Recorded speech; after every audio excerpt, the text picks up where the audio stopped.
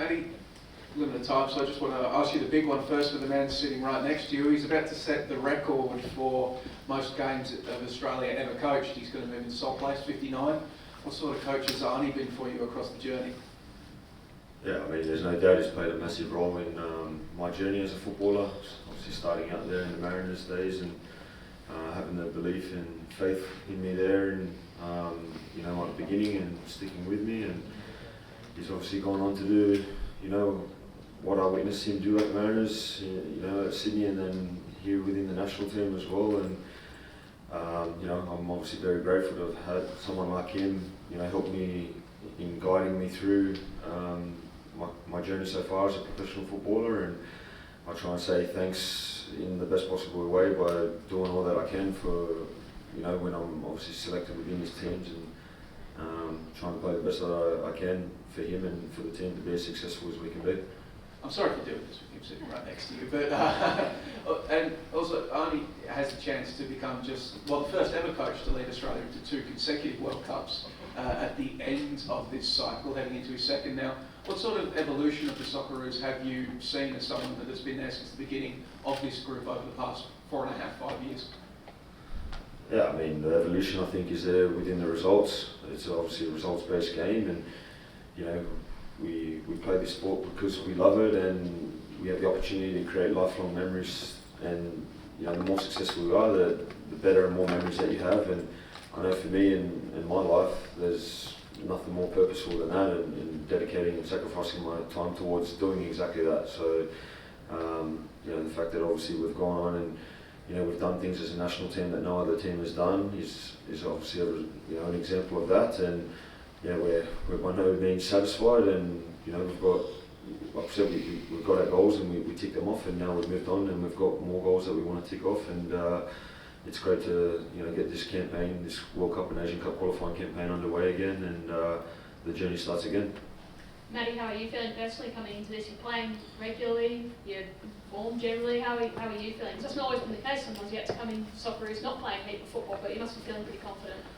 Yeah, at the end of the day, I just try to approach each day as it comes. I give my all, you know, whether I'm playing or not. I try and attack each day with everything that I've got to, you know, put my best case forward to, you know, try and be the best man for the job, or show that I'm the best man for the job. And at the minute, as I've always done, taking it day by day, but enjoying playing regularly at AAMI. Sort of landed in a good spot there, and you know, some European football. And you know, we're a team that, you know, obviously last season we finished in 4th place, and you know, it's obviously early in the season so far, but we've laid a good platform to have another good season there. And just like I said, enjoying my craft there at the minute, and trying to do all I can to create as many successful days as possible. What does success tomorrow night look like? It sounds like it's going to be a game where the team will have a lot of the ball, maybe you have to break down a packed defence, and it's mostly at the other end to you, but what are the expectations? What do you need to see out tomorrow? Yeah, I mean, we always focus on ourselves, and you know, we've had great exposure recently in the games we have been playing. You know, it's those sorts of games where, you know, being exposed to that level and against that sort of calibre of opposition, you know, when the big tournaments come around, you know, we want to be obviously equipped as best we can to be successful at those sorts of tournaments. And you know, as a playing group and as individuals within the group, we've been exposed to that again in these games that we've faced in these friendlies recently. And now, moving on to, like I said, this journey now with these games unfolding. I mean, you know, the games against the opposition at World Cups and whatnot, they don't come, or they don't become possible without, you know, first, you know, knocking over all the challenges that we have to face to get there. And having been part of 2 qualifying campaigns, I know that, you know, there's no easy game in football, and we have to give the respect to the opposition no matter who it is that we're facing. But it's all dependent on us and how we prepare, and you know, the standards that we continue to maintain and continue to raise. And we've been obviously working hard since we've come into camp, and we're ready to go. And like I said, we'll probably have a lot more of the ball, and it's around us and our attacking patterns and the way we move it and how purposeful we are with it in creating opportunities and being clinical. And at the other end, you know, we can't be caught napping and you know, switching off or anything like that. We need to be there to thwart any opposition attack that they're going to try and obviously, you know, hit us with. And across the board, I'm confident that we can go out there and do the job tomorrow night. Maty, Adrian from Channel 10. Just one on team culture. Obviously that word gets thrown around quite a lot, but being inside the camp yesterday and getting a feel for all of the boys, can you just take us into that, what the culture looks like in the Australian team, and then how that moves to on field as well, particularly with some of the younger players that are coming in? How do you go about building and growing that culture? Yeah, well, Arnie, it's been the catalyst in my experiences under Arnie to being the backbone of our team. I mean, when you go out on that pitch, first and foremost, there's no better feeling having 10 other guys around you, and then obviously other squad members ready to come on off the bench, knowing that you got one another's back, whatever you're going to be facing, and yeah, it's obviously a challenging game, and you face plenty of obstacles out there, and there's plenty of ups and downs and whatnot, and to go through it with a group of guys knowing that we're all there on the same page and willing to do whatever it takes for one another to, like I touched on, create those successful moments as often as possible. There's no better feeling than that, and that's the foundation that we set. And then, like I said, the individual technique, the physical side of it, the tactics all, I feel, are a flow-on effect from there. So I think to have that strong foundation and that strong core is really the cornerstone to what we stand for, as being the Australian national team and being an Australian, and it's vital within our group, and it's something that we constantly work on in order to keep it obviously as strong as we possibly can, and keep it working as successfully as it has done up until now. And just to follow up to that, does that look like anything in particular? Like, are you doing anything inside the camp, whether it's messages, whether it's dinners, whether it's anything to build that culture, or is it just a natural thing that happens? How do you do that exactly? Yeah, I mean, it's through the standards that we set as a team, the principles that we have, the characteristics that players have to, demonstrate when they come into camp, and then I think it's just sort of, because all that is sort of set in stone, and it's been that way for a very long time, and obviously every manager that has come in has their own little twist and addition to that as well, and then you sort of just let things naturally take its path. And like I said, being Australians, we're all pretty easygoing, friendly types of people, and it's a balance between maintaining that, in the downtime, but when it comes to business and there's a job to be done, that we're all focused and professional on doing that first and foremost, and letting the good times roll. But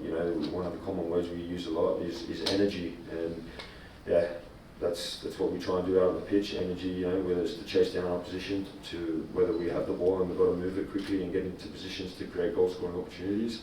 It's something that is reflected heavily in our game plan, and the environment that we have around the place, away from the pitch as well, is a big impact on that, and what we can do on the day-to-day basis to make sure that that's a common theme within our training sessions and the matches when they come around, and we work on that quite often to keep that positivity around the camp.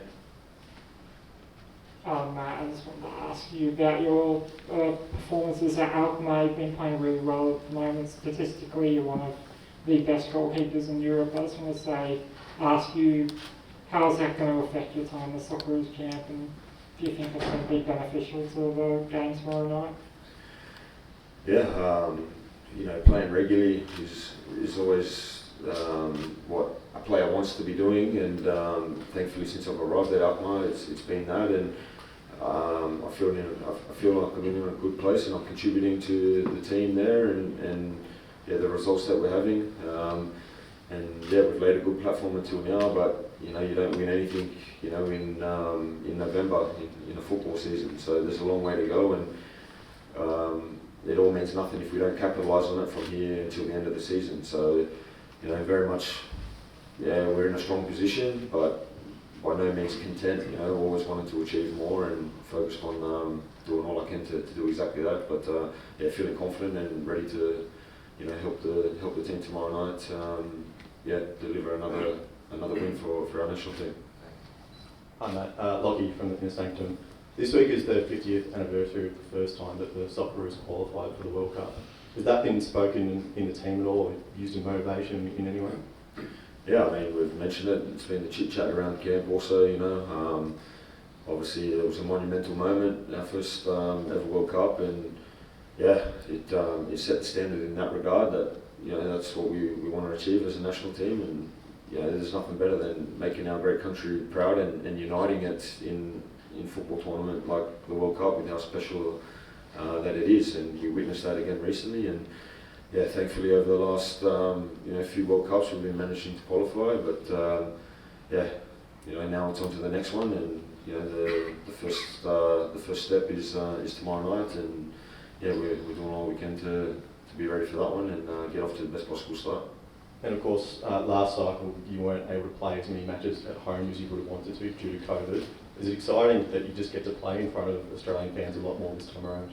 Yeah, definitely. It's not until something's taken away from you, you know, that you appreciate how special it is. You know, it's very easy to take for granted things, as we know in life, and playing away from Australia and playing away from home and the fans and obviously our friends and family within that as well is something that I don't think anyone's going to take for granted again. So yeah, it's going to be special to be here tomorrow night back here at AAMI Park. We've had some great memories in my time in the team here until now, and yeah, looking forward to adding another one tomorrow night.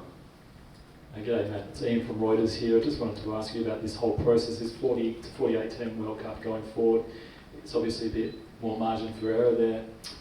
Is that in itself a danger? You might think too far ahead, or a lot of Australian fans will probably think you guys will sail into that World Cup, but is this a danger of being complacent?